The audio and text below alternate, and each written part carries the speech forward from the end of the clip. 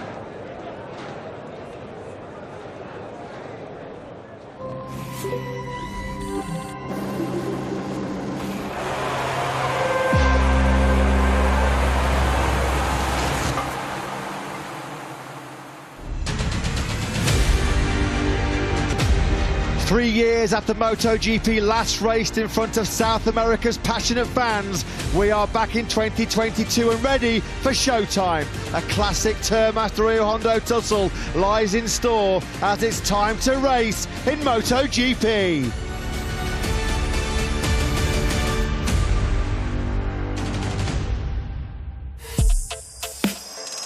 So the Termas Rio Hondo circuit on the calendar for the first time back in 2014. 4.8 kilometres in length, 9 right turns, 5 left corners, including the tyre punishing turns 6 and turn 11.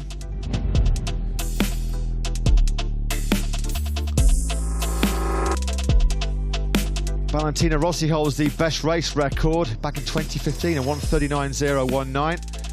Overtaking hot spots certainly down into turn number 5. And what about this move? A classic tussle at turn 18 involving Valentino Rossi and Marc Marquez. Pretty controversial, that one turned out to be.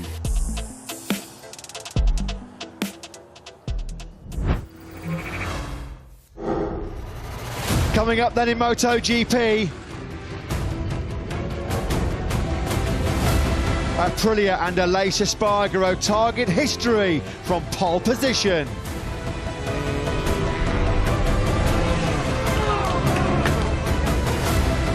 Jorge Martin eyes a first podium of 2022. The Spaniard starts second. Luca Marini aims for top spot in Termas from the front row. The Italian in third. Pol Espargaro on the Repsol Honda seeks a second podium of the season from 4th place on the grid.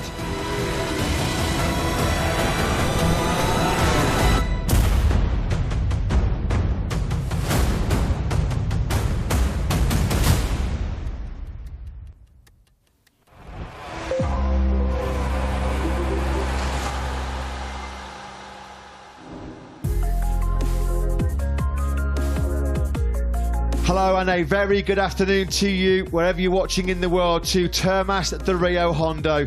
The Grand Prix, the Michelin Grand Prix of Argentina, about 33 minutes from getting underway in almost perfect conditions here in northern Argentina. Our first visit to South America since 2019. Barely any breeze around for the sailing boats to enjoy their Sunday afternoon. Ambient temperature has nudged up to around 26 degrees. It's probably going to rise by maybe another degree or two before the race time at 3 p.m. local time here in Argentina. 25 laps. It was a historic Super Saturday in MotoGP for the factory Aprilia team, with Aleix Espargaro taking their first pole position in the modern 4-stroke MotoGP era. The first Premier Class pole position by an Aprilia rider in 22 long years. Jeremy McWilliams took their last one back in 2000 at Phillip Island. The local wildlife, well, it's kept us entertained. It's certainly kept our colleague Matt Dunn entertained. as we've had plenty of action from the southern lap wings. Well, we're in the southern hemisphere here in Argentina, in northern Argentina, a couple of hours away by plane from the cosmopolitan, vibrant city of Buenos Aires. We'll all be flying back there tonight. Who will be flying back, though, to Buenos Aires to head to Austin in Texas in 5 days' time as our race winner here in round 3 of the 2022 MotoGP World Championship. I'm Matt Burt, sitting alongside me is Lewis Sotheby with Simon Crafar down in pit lane. And Lewis, it's all pointing towards this man having a fantastic chance, a golden chance ahead of his 200th MotoGP start to take his and Aprilia's first win in MotoGP. He leads us into the Aprilia pit box. He seems very, very relaxed, doesn't he? The captain, as Aprilia have appointed him, of the ship at Aprilia Racing, which has been striving for so many years to get towards the front of MotoGP. They got their first podium last year at Silverstone. Their first pole position, of course, yesterday. And Aleix Espargaro, the one rider in the MotoGP class, I'm sure he's tired of us mentioning it, the one MotoGP rider who's never taken a Grand Prix victory in any class. On his 200th Grand Prix start in the Premier class today, can Aleix Espargaro finally end that wait? Just gave that Aprilia RSGP that little reassuring pat on the screen there, didn't he? He'll be hoping that it is dreamland today for the factory Aprilia team. One man, though, who may throw a big spanner in the works is this man, Pramac Racing Ducati rider Jorge Martin. He was very, very confident, very positive about his victory prospects in the post-qualifying press conference yesterday. It's a third consecutive front row start for the Spanish rider, looking to register his first points of what's been a pretty tricky start to his second season in the Premier class. Hasn't always been his own fault, of course, wiped out by Pecco Bagnaia in the season opener in Qatar, and unfortunate to crash out in very tricky conditions 14 days ago in Mandalika. And Luca Marini, a surprise rider, you have to say, in many respects, to qualify in the front row of the grid, but a brilliant job that he did yesterday afternoon in qualifying. His weekend was really made in the final minutes of free practice 2. He snatched that 10th position in free practice 2 away from Miguel Oliveira, and it really set their weekends off in different directions. Miguel Oliveira starts this afternoon's Grand Prix from 16th on the grid, but Luca Marini goes from the second front row start of his MotoGP career. Of course, he joined the two factory Ducatis on the front row of the grid for the Emilia-Romagna Grand Prix last year. This time, though, in Argentina, Luca Marini will also be going from the outside of the front row with the likes of reigning world champion Fabio Quartararo in his wake. Quartararo fairly happy with his pace and with the Yamaha this weekend. He's in pretty good shape, but due to an incident late in qualifying, he's starting perhaps a row on the grid further back than he himself expected. Yeah, and that incident that Lewis just mentioned in qualifying yesterday cost Jack Miller quite dearly. He's going to have to start from 14th place. He was initially qualifying in the middle of the 4th row in 11th. It hasn't just been Aleix Espargaro creating big headlines for the factory Aprilia team this weekend in Termas de Rio Hondo. Likewise, his teammate Maverick Vinales yesterday afternoon, FP2, a sensational session for the Nuali factory. Aleix Espargaro was fastest. This man, Maverick Vinales, second quickest, and he was an exceptional performer in Q2 yesterday's best qualifying for the factory Aprilia team. Can he find his first top 6 finish on that RSGP today? Aprilia, of course, chasing not only their first Grand Prix victory in the MotoGP era this afternoon, but their 250th Grand Prix win across all classes. Certainly history in the making for the Nuali factory today. What of Honda then, of course, if you've not been with us for the weekend so far? Pol Espargaro, the sole rider from a permanent point of view for Repsol Honda. He's got a temporary replacement in the form of their test rider, Stefan Bradl. But the 93 flags that you can see there and caps in the grandstand, unfortunately, Marc Marquez is not here. The diplopia that ended his season early in 2021 after a crash in training ahead of the Algarve Grand Prix returned following that vicious high-side in morning warm-up last weekend, or 2 weekends ago, should I say, in Indonesia. Marc Marquez is doing okay. The diplopia is not as severe as the last time he experienced it at the end of last season, but it's of course ruled him out of contention for this weekend's Grand Prix. We expect to find out on Monday or Tuesday if Marc Marquez is likely to return at one of his favourite venues on the calendar, the Circuit of the Americas, next weekend. Alex Rins there, we just saw briefly on screens. The Team Suzuki X-Star rider starts from 7th place on the grid ahead of the 3rd row. Rins got a great record here, 5 finishes previously in Termas de Rio Hondo. They've all been top 5. Keep an eye on this man as well. Do not discount the hard-charging Sunday man, Brad Binder. He was really unfortunate at the end of that second qualifying session yesterday. We thought he might be breaking Aprilia hearts. On his last lap, he was up through the first 2 sectors by the small margin of 0.04 of a second, but a mistake coming through turn 6 when, with a bit more lean angle, he just caught the shift lever and shifted up to 5th gear, and that just disrupted his rhythm in that second sector. Brad Binder, 11th place. He has got good race pace though, and as we say, he's a Sunday man. Watch him charging through. Just underlines once again just how competitive MotoGP is nowadays. We of course saw a Ducati and a Honda battling for a large part of the race in Qatar. We then saw Yamaha back on the front row on pole position last time out, and now we had a KTM potentially challenging an Aprilia for pole position here in Argentina. Pecco Bagnaia, unfortunately for him, was nowhere near that battle for pole position. He wasn't even in qualifying 2 yesterday. He has to start from 13th on the grid alongside his teammate Jack Miller, who was relegated 3 places due to the penalty we alluded to a moment or 2 ago. But a desperate weekend in many respects for Pecco Bagnaia so far.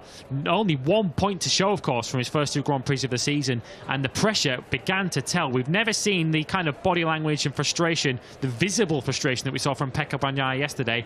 But today's new day. Can he fight back from 14th on the grid and earn some valuable championship points? Because boy, does he need them. Johann Zarco, a welcome return to the top 3 for him last time out in that wet race in Mandalika. The 31-year-old Frenchman. That was his first podium in 13 races since the Catalunya battle in Barcelona last year. It was from his first front row in 12 as well. Jack Miller then thought he was going to be starting from 11th place. There was no repeat of his 2018 pole position heroics in qualifying yesterday. Miller with a lot of work to do. He's actually sandwiched in between 2 Italians, Pecco Bagnaia and Franco Morbidelli, on that 5th row. Fabio Quartararo, what can he do from the 2nd row in 6th place? But here we go then. The stage is set. The stage is set. Surely there's never been a better chance for Aprilia and for Aleix Espargaro to break their long victory duck in this MotoGP World Championship. He's already given the screen of that Aprilia a bit of a reassuring tap. Now it's the tank. He's just hoping that that motorcycle can hold together underneath him, because based on what we've seen so far this weekend, his stunning performance, not just in terms of 1 lap speed in FP2, he had great race pace in that second practice session, on pole position. He was supreme again this morning in the morning warm-up session. He's the big pre-race favourite. Short odds on Aleix Espargaro. Today is the day. It looks like destiny. It's written in the stars for Aleix Espargaro to mark his 200th MotoGP appearance, potentially from the top step of the podium. Discussing the history that he's made, of course, just this weekend in Argentina. Of course, we've already touched on the fact that it's his 200th Grand Prix today in the MotoGP class. He's the first rider in the MotoGP era since 2002 to take pole position for 3 different manufacturers. Of course, a Ford Yamaha pole position back in 2014. He then took the first pole for Suzuki on their return to MotoGP, and that was Aleix's last pole in the 2015 Catalan Grand Prix. He now starts with pole for Aprilia. You just saw Enea Bastianini a few moments ago. He's, of course, going into this race as the World Championship leader, largely due to his victory in the opening round of the season in Qatar. Recovered pretty well from a very desperate opening to that Grand Prix in the wet in Indonesia. Recovered through to 11th to take the championship lead on 30 points. He's 2 points clear of Brad Binder, although with the top 9 riders covered by 10 points. If you've got a good prediction as to who's going to lead the championship out of this weekend, Dakota, then you're a better man than me. Tyre allocation then from Michelin ahead of the Michelin Grand Prix of Argentina. It looks like the preferred pick pre-race. It will be a big surprise if anybody deviated from the selection of the hard front, soft rear tyre. That was what Aleix Espargaro looked so good on in FP2 yesterday. We've heard from Piero Taramasso speaking to Simon Crafar, the Michelin motorsport manager, throughout this weekend. It seems like it looks like it will be. Everybody will go for the hard front, soft rear tyre. Will there be anybody that might just roll the dice? We'll get the Michelin tyre information sheet very shortly, and we'll try and keep you posted on what the tyre selections are. A few riders did experiment with a soft front tyre this morning, although I don't think that was necessarily with a view to the race. A lot of riders this morning wanted to check rear tyre consumption. Alex Rins in free practice 2 yesterday did do a fairly long run on a medium front tyre, but it does appear as if the harder front is going to be the preferred option. It is a race that is particularly tough on tyres here, this Termas de Rio Hondo circuit, so it is important to try and keep some tyre left for the closing stages of the Grand Prix. From Aleix Espargaro's point of view, many riders are identifying the first couple of laps of this race because they feel that Aleix Espargaro, with the race rhythm that he showed in free practice 2 yesterday, he was able to lap in the high 38 should I say, and certainly low 39s for fun, whilst many riders struggle to get out of the mid 39s. If Aleix Espargaro can get the start and get into his rhythm early on, there's a real fear amongst his rivals that they won't see which way he goes. As we mentioned before, this seems like it is the day for Aleix Espargaro to finally shine. He's had so many opportunities throughout his Grand Prix career. This is his 284th Grand Prix start. 32 years of age now, Aleix Espargaro. Just the 2 podiums in his previous 199 MotoGP starts. 4th in Qatar, of course, at the start of the season.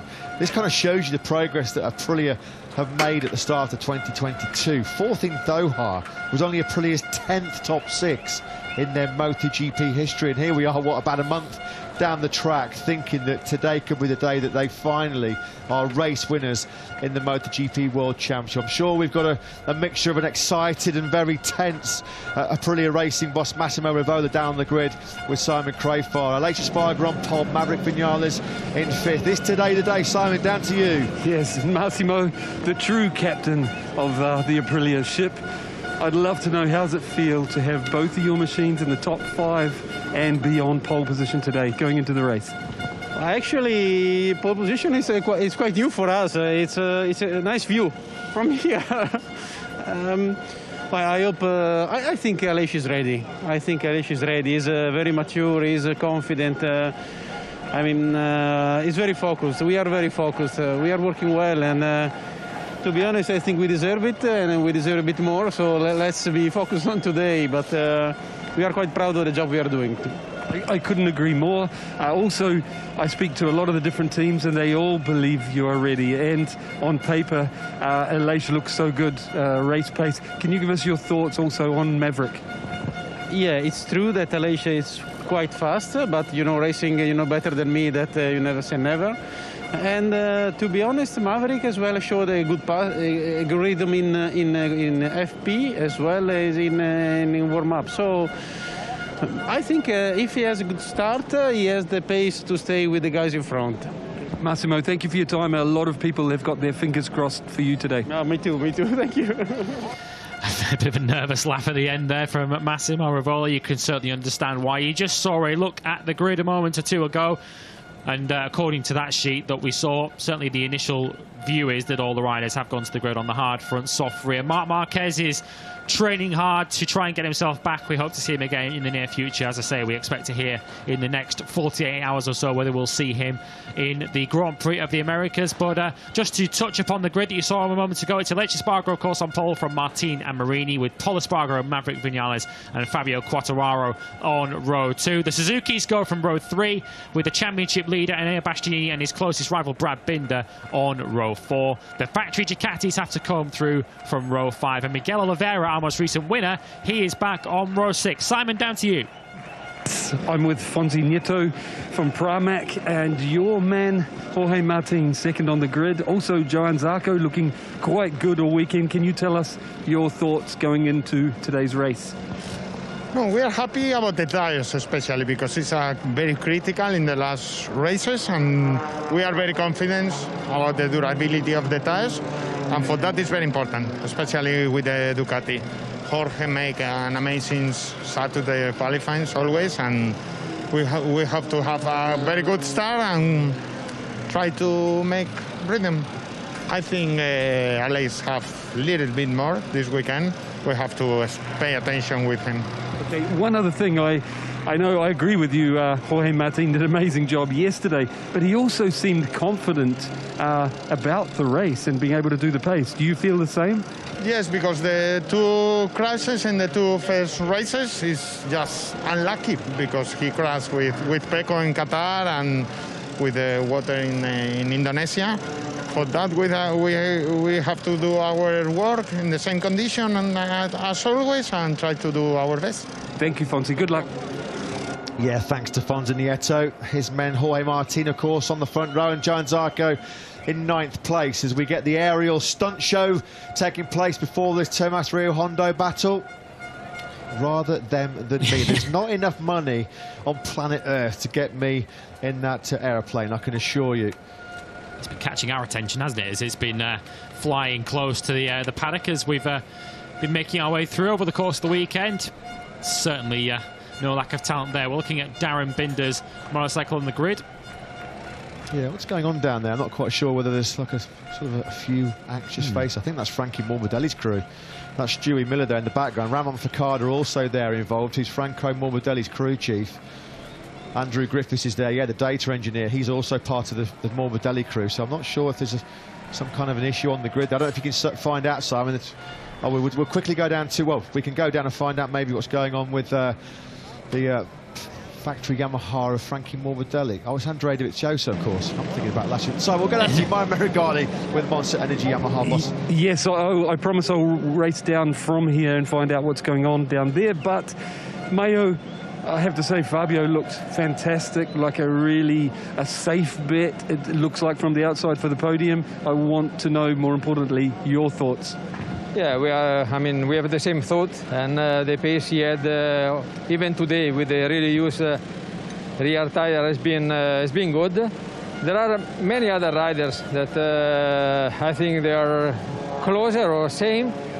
It will be, in my opinion, very important for him to try to start very well, maybe catching Aleix, that on the paper is the rider that has the better pace. And then we expect that maybe at the end of the race the rear soft will drop a bit, but anyway, this is the choice that everyone took. So we expect that also others will have to face with this problem. But for the rest, we are quite confident. And also talking about Morbidelli, this morning he was quite satisfied. Yesterday, I think we tried to explore a different path than usual to try to improve the braking. Even though his feeling was good, but in terms of results and also data, we could not see what we were looking for. So this morning we came back, and the feeling was immediately back as it was before. So he already showed us what he was able to do at the start in Indonesia. We told him to do the same. Mayo, thank you for your time. Good luck today. You're welcome. Yeah, thanks, Maya. Thanks to Simon Crayford. I know there's a reason why I've been prescribed glasses, of course. Apologies. I was so used to seeing Stewie Miller and Andy Griffiths and Ramon Facada working with Franco Morbidelli. Of course, they're now part of Andrea Dovizioso's crew. So, yeah, I need to pay another visit to the opticians, I think, when I get home from Texas. Yeah, we'll see what happens with that bike, whether they've got whatever issue it is fixed with Andrea Dovizioso, who's got a pretty decent record around here, it has to be said. He's got a couple of podiums here in the past, 2 podiums back in 2015 and 2019, although he perhaps lost a potential podium in 2016 when he was taken out by his then teammate Andrea Iannone, although we'll potentially move past that because I'm sure Andrea Dovizioso doesn't want to be reminded of that particular moment. But it's an interesting race ahead for the factory Yamaha team. Fabio Quartararo going from 6th on the grid, Franco Morbidelli from 15th. Quartararo seems pretty happy with his pace, but he has to try and come through from the back of the second row. We hear it's a problem with the generator for the tyre warmers down there on the grid on Andrea Dovizioso's bike, so seemingly no great issue with the motorcycle itself. So Andrea Dovizioso likely to be able to take the start from his 18th position on the grid. So we just saw there down on the grid, ready for our new grid ceremony, which will be taking place in about 4 minutes' time. Dorna CEO Carmelo Espeleta, delighted, of course, to see MotoGP back in South America for the first time since 2019. There'll be local dignitaries also involved in the new grid ceremony, which will include the MotoGP trophy stand with the race-winning prize here at the end of the 25-lap Michelin Grand Prix of Argentina, and the big prize, what they're all fighting for, of course, the Tower of Champions That will be on display very, very shortly, as we'll also hear the Argentinian national anthem. Let's quickly pop back down onto the grid. It's been a dismal weekend so far for the factory Ducati team. Pecco Bagnaia 13th, Jack Miller 14th. Let's hear the pre-race thoughts of their team manager, Davide Tardozzi, with Simon. Yes, as my colleague Matt just said, we'd love to hear your pre-race thoughts about both Pecco and Jack. I think that Pecco is not so bad, while Jack faced some trouble this morning in the warm-up. He's not very happy about his warm-up, but we'll see if he will recover during the race. The small problem he had. While I'm confident that Pecco, if he have a good start, he can do a fantastic race. Thank you, Davide. Yeah, thanks, Simon. Thanks to Davide Tardozzi. So Jack Miller, not the pre-race boost he was looking for. Not a great warm-up. It was extended to 40 minutes this morning. A chance for riders to work on race setup with the lost track time here from Friday. Jack Miller ruining that sort of tangle as well with Fabio Quartararo in Q2.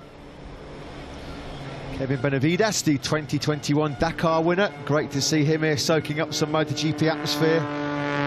Of course, Danilo Petrucci created history, didn't he? I'm just looking out that commentary box window, actually. There is smoke pouring away from Darren Binder's, or near Darren Binder's With You Yamaha RNF machine as well. I don't know if there's another With You Yamaha RNF generator having a problem on the grid, but there's smoke pouring absolutely just everywhere. See it top left of screen. If you look in the background, you can just see some smoke there. So that's not clearly coming from the stunt plane either, is it? Yeah, there you go, from the long range shot from the camera. There was smoke pouring out of I think it's again a generator issue with Darren Binder. As we look at 2020 world champion Joan Mir, we haven't really talked in great detail, have we, so much about the Spanish rider here this weekend on the factory Suzuki.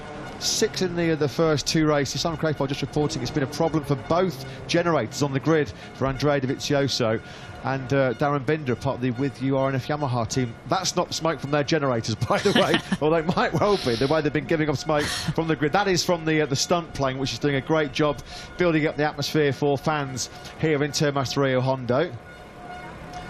But yeah, as you mentioned, Joan Mir, he had an electrical problem at the start of qualifying too, which kind of put him out of sync a little bit in qualifying. But the Suzuki's in pretty decent shape once again, 7th and 8th on the grid for them ahead of this Grand Prix. As we mentioned in warm-up, they've kind of flown under the radar, which that stunt plane certainly isn't at the moment. But they feel fairly confident that they can move through the field later on today. Alex Rins feels he's got better pace than the guys ahead of him on the grid. He needs to be aggressive in the first 2 laps to try and fight his way into podium contention. So there is Luca Marini, just a second front row start of his World Championship career. Marco Bezzecchi's teammates had a couple of heavy spills so far this weekend as well. He's going to go from the middle of the 6th row in 17th place. Great job by the Termas de Rio Hondo staff, of course, to rebuild the main pits and paddock complex. It was all burnt down and destroyed, sadly, in a fire here just 14 months ago. In the zone, trying to keep the focus, block out the tension, block out what's going to lie ahead in the next 25 laps or so. As we will get ready for the special national anthem, we will take a short pause. Libertad, libertad, libertad. Hoy del ruido de rotas cadenas, ve del trono a la noble igualdad. Y a su trono dignísimo abrieron las provincias unidas del sur, y los libres del mundo responden al gran pueblo argentino salud, al gran pueblo argentino salud. Y los libres del mundo responden al gran pueblo argentino salud.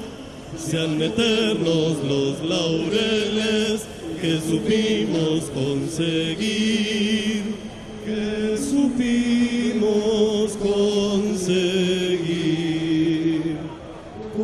Coronados de gloria vivamos, o juremos con gloria morir, oh, juremos con gloria morir, oh, juremos con gloria morir.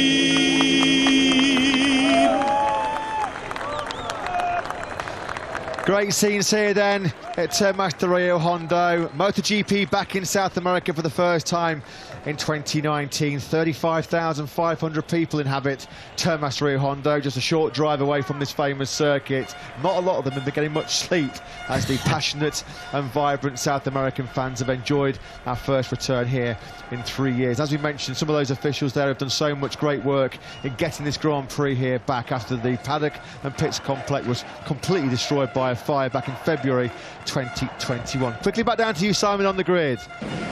Livio Supo. Livio, going into this race, I think there could be some blue on the podium. Do you? I hope. You think, I hope, and I think we both could be right because they have a good pace and it's a long race, so let's see what happens, but I really believe we can do it. Best of luck. Thank you. Yeah, best of luck to the factory Suzuki team. We'll see Alex Rins 7th on the grid, Joan Mir in 8th place. There's a support here for Fabio Quartararo.